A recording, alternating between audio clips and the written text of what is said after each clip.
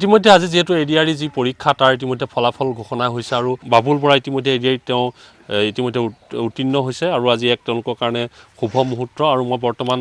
যেহেতু বঙালমৰা এখন ভিতৰুৱা গাঁৱত নাহৰণি কাইপুখুৰী তাত উপস্থিত আছোঁ মই প্ৰথমে যেহেতু আপুনি এইবাৰ এডিআৰি কোনটো পৰীক্ষাত হৈছে মই 4th গ্ৰেডৰ 10 লেভেল আৰু 8 লেভেলৰ দুইটাতে হৈছে হয় আপুনি তাৰ কাৰণে পঢ়া শুনা কৰি আছিলে পঢ়া শুনা কৰি আছিলোঁ এনে সময় নাপাওঁ দিনত পৰিয়াল আছে যেহেতু আৰু ৰাতি সময়ছোৱাতে ধৰি লওক 8 বজাৰ পৰা মই 1 মান বজালৈকে কষ্ট কৰোঁ অকণমান আৰু সেই তেনেকৈ পঢ়ি ঠিক আছে বাবুল বৰা ডাঙৰীয়া মই আপোনাক যিহেতু অভিনন্দন জনাইছোঁ এই সফলতাৰ কাৰণে তো আপুনি যেনেকৈ এটা যুঁজ দিছে আচলতে অনুপ্ৰেৰণা বহু উঠি অহা প্ৰজন্মৰ কাৰণে অনুপ্ৰেৰণা আপুনি কাৰণ আপোনাৰ এখন হাত আপুনি হেৰুৱাইছে গোটেই কাহিনীটো ক'ব নেকি কি হৈছিলে হয় ঘৰখন যিহেতু আৰ্থিকভাৱে দুৰ্বল সেইটো কাৰণে কামৰ সূত্ৰে মই শ্বিলঙত আছিলোঁ দোকান এখনত 10 বছৰ দিন থাকিলোঁ তাৰপিছত মোৰ এটা দুষ্ট চক্ৰত বলি হ'লোঁ তাৰপিছত গুৱাহাটীত হয় মই শ্বিলঙৰ পৰা আহিলোঁ বিবাহৰ কাৰণে আহিছিলোঁ তাৰপিছত শ্বিলঙৰ পৰা আহি গুৱাহাটীতে মোৰ এই ঘটনাটো হ'ল এটা দুষ্ট চক্ৰৰ বলি হৈ পেলাই মোৰ হাত এখন হেৰুৱাব লগা হ'ল আপোনাক পেলাই থৈছিলে হয় চিৰিত অচেতন কৰি গোটেই কাহিনীটো কওকচোন অচেতন মানে সেইদিনা শিৱৰাত্ৰি আছিলে শিৱৰাত্ৰিৰ দিনা মই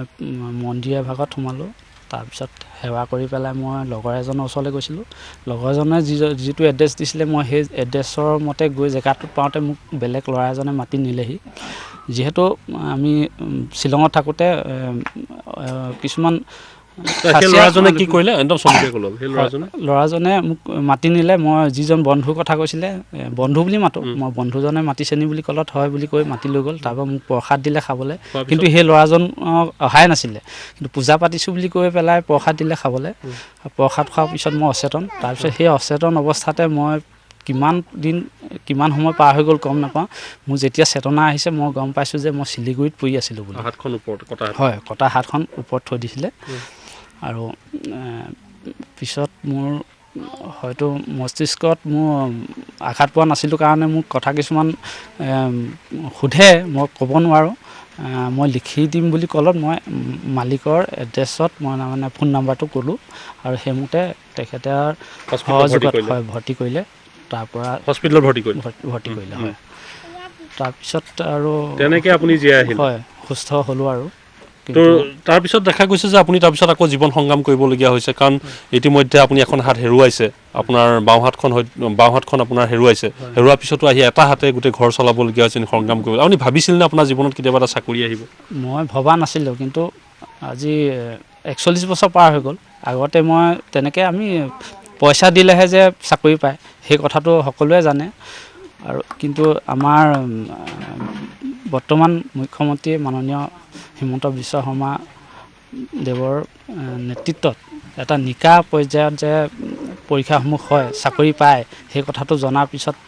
এটা মনলৈ সাহস আহিলে যে ময়ো এটা চাকৰি প্ৰত্যাশী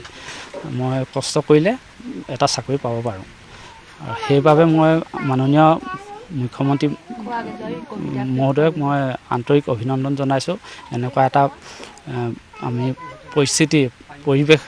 বৰ্তমান দেখিবলৈ পাইছোঁ আৰু অহা প্ৰজন্মইও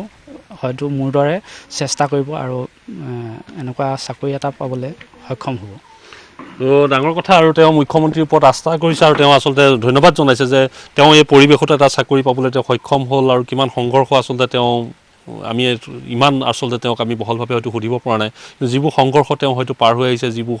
দিন তেওঁ দেখি আহিছে সেইবোৰ অভাৱনীয় দিন আৰু এনেকুৱা দিনত এটা চাকৰি সঁচাকৈ এটা আৱেগিক মুহূৰ্ত নহয়নে হয় আৱেগিক মুহূৰ্ত কালি মই ৰাতিপুৱা যেতিয়া মই ৰিজাল্ট পাওঁ মই শোৱা নাই টোপনি অহা নাই মই গৈ পেলাই আমাৰ ভাওনা আছিলে ভাওনাৰ পৰা আহি মই শোৱা নাই মই কাক ফোন কৰিম ৰাতি হয় মনটো মানে কিবা এটা লাগিছে ৰাতিপুৱা নিয়ৰে ভৰা গোটেই পৰিৱেশটো মোৰ কিন্তু সেইটো পৰিৱেশ মই সদায় পাওঁ কিন্তু আজি ৰাতিপুৱা যিটো অনুভৱ হৈছে সেইটো মোৰ কোনোদিন পোৱা নাছিলোঁ তাৰমানে এনেকুৱা এটা ভাল মুহূৰ্ত কি ক'ব মুখ্যমন্ত্ৰী ছাৰক মই ধন্যবাদ জনাইছোঁ তেখেতে এনেদৰে আমাৰ জনতাক আস্থা দিছে আৰু সেইমতে তেখেতে কামখিনি কৰি যাওক আৰু সেয়াই মহোদয়ৰ ওচৰত প্ৰাৰ্থনা।